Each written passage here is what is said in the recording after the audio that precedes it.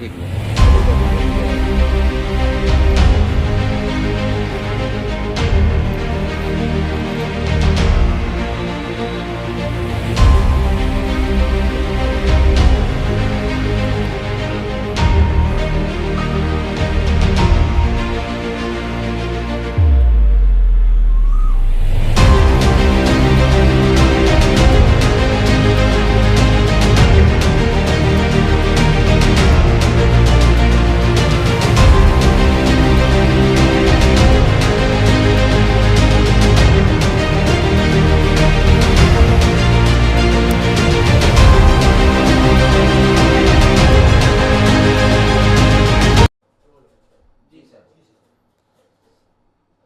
સુરત શહેરમાં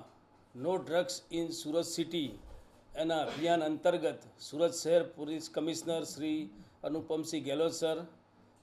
special commissioner Shri Wabang Jamir sir તેમજ DCP zone one સરની માર્ગદર્શન અને સૂચના હેઠળ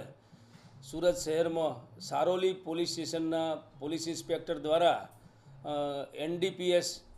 એટલે કે માદક પદાર્થ ગાંજાની મોટો જથ્થો શોધી કાઢવામાં આવ્યો છે અને એનડીપીએસ એક્ટ હેઠળ સારોલી પોલીસ સ્ટેશનમાં ગુનો નોંધી 2 આરોપીઓની ધરપકડ કરવામાં આવેલી છે. સમગ્ર ઘટનાની હકીકત જોતાં સારોલી પોલીસ સ્ટેશનમાં આવેલ નિયોલ ચેકપોસ્ટ ખાતે ફરજ પરના કર્મચારીને હકીકત મળેલી કે 2 વ્યક્તિઓ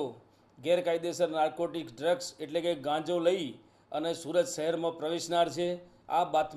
બાતમી હકીકત આધારે સારોલી પોલીસ ઇન્સ્પેક્ટર શ્રી દેસાઈ અને તેમની ટીમે